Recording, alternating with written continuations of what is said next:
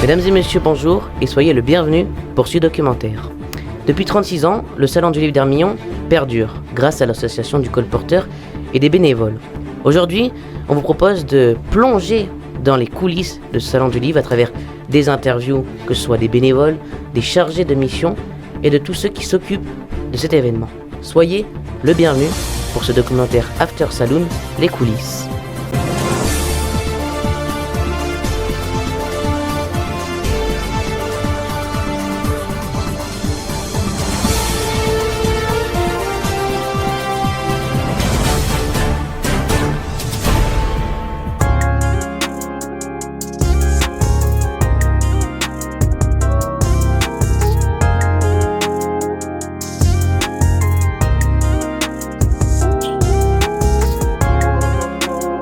Alors, je m'appelle Céline Aguetaz, je travaille pour le Salon du Livre d'Hermillon, en tout cas pour l'association Le Colporteur depuis 2013.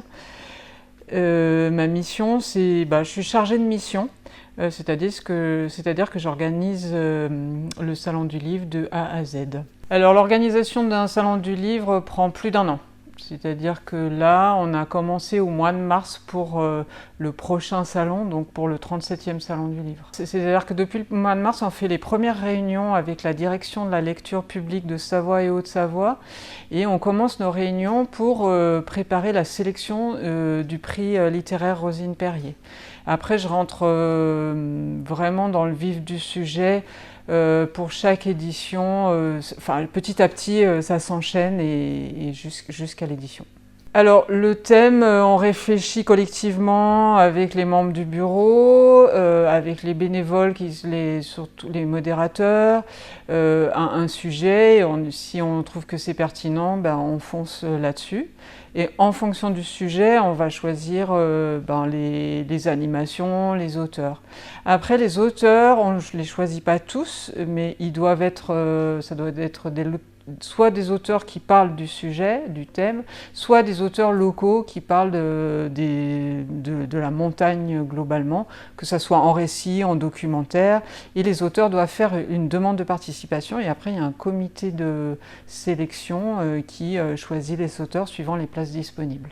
Donc il y a d'abord la sélection du prix Rosine Perrier qui est diffusée après dans les bibliothèques de Savoie et Haute-Savoie grâce à la direction de la lecture publique de Savoie et Haute-Savoie. Après, je mets en place, en tout premier, je pense, le concours d'écriture de nouvelles que je diffuse parce qu'il se clôture en juillet avant le mois d'octobre. Après, je fais les démarches de demande de subvention, les financements. Je m'adresse aussi aux mécènes. Je leur envoie un dossier de participation. Je mets aussi en place la demande de participation des auteurs et puis après tout s'enchaîne, je mets en place les animations, les conférences, les intervenants et les invités d'honneur ou les parrains, les marraines, ça dépend de chaque édition, des opportunités, on prend contact. C'est assez facile maintenant avec les réseaux sociaux de prendre contact avec des gens qu'on avait envie d'inviter, puis ça dépend aussi de notre budget. On fait une sélection de 12 romans qui sont diffusés dans les bibliothèques de Savoie et Haute-Savoie. Donc cette année, par exemple, il y a 147 bibliothèques participantes. La direction de la lecture publique achète un demi-lot pour chaque bibliothèque, quitte à elle de racheter le complément. Et après, ce sont les lecteurs qui votent pour l'élection du prix. C'est-à-dire que c'est pas nous qui choisissons et qui disons celui-là c'est un roman, c'est vraiment un prix de lecteur. Pour exemple, la 35e édition du Salon du Livre, nous avons dépouillé plus de 5000 bulletins de vote. Alors, le plus difficile, je dirais, c'est pratiquement les 15 jours qui précèdent le salon parce que je suis quand même un peu en stress pour savoir, je me dis, qu'est-ce que j'aurais pu oublier, qu'est-ce que j'ai pas fait, qu'est-ce qui me reste à faire. Et là, la pression monte un peu, mais techniquement, c'est pas plus compliqué, c'est que la pression monte un peu. Le plus facile, c'est après le salon quand je prends les vacances. L'après-salon, c'est le rangement et ce qui me tient à cœur et que je mets un point d'honneur à faire, c'est les remerciements. tout en essayant d'oublier personne, parce que ça me tient vraiment à cœur de remercier les bénévoles, les partenaires, les auteurs, tous ceux qui ont participé, les libraires qui ont participé à la réussite de chaque salon. Et puis après, c'est les éditions de factures, les règlements de factures, voilà, tout ça qui reste à faire. Alors, les bénévoles sont assez autonomes. On les prépare avec des petites réunions et des petits comités. Il y a le comité mécène, comité restauration. Donc, on leur fait des réunions. Mais ils sont globalement assez autonomes. Donc, on n'a pas grand-chose à leur dire. Juste à leur dire merci pour tout ce qu'ils font.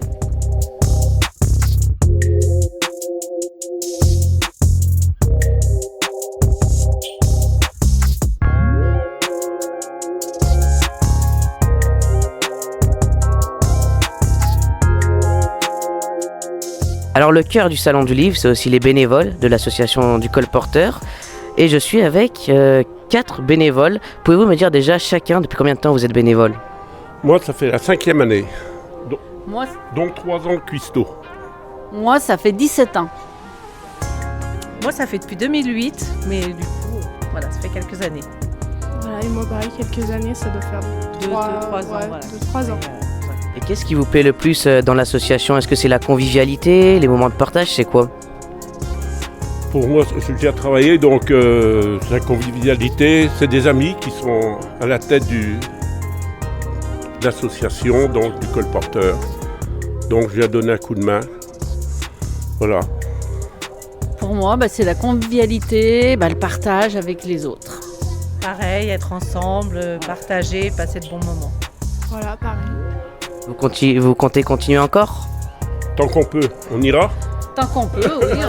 Tant que notre président est là et que le Salon du Livre continue. Très bien, merci d'avoir été avec nous.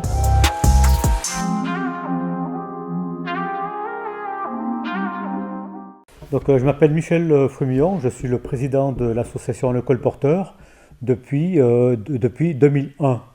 L'association Le Colporteur, elle a été créée en 1989 pour organiser le premier salon du livre d'Hermillon, qui a eu lieu donc en avril 1989. Donc il a fallu, parce qu'au tout début c'était la bibliothèque qui portait le salon, et ensuite il a fallu former une association qu'on a appelée Le Colporteur. Alors il y a environ une quarantaine de bénévoles, donc ils sont regroupés au sein de plusieurs commissions, la commission restauration, la commission auteur ou lecteur, la commission des finances, voilà, la commission, oui c'est tout, voilà, en gros c'est ça, c'est la restauration, les finances, le comité de pilotage et les auteurs, voilà. Pendant le salon du livre, les bénévoles, eux, ils s'occupent un peu de l'accueil, ils s'occupent du bar, ils s'occupent de la restauration, ils s'occupent des animations.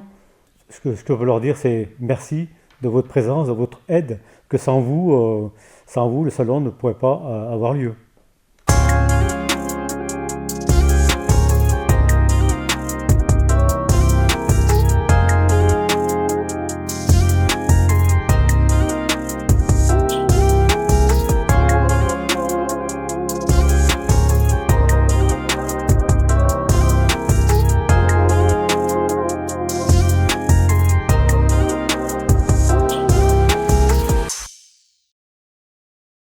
C'est la fin de ce documentaire consacré aux coulisses du Salon du Livre d'Hermillon.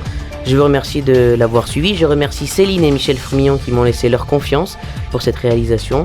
Et je vous retrouve très bientôt.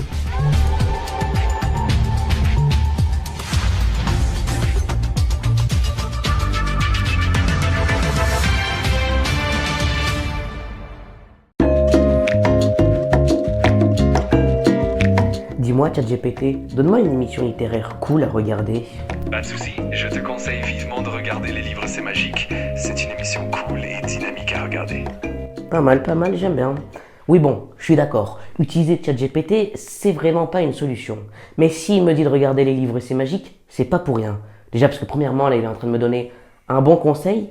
Et deuxièmement, c'est parce que c'est moi qui lui ai dit de le dire. Mais ça fait rien, parce que Les Livres c'est magique, c'est de l'actualité, c'est des histoires, c'est des interviews, c'est des débats.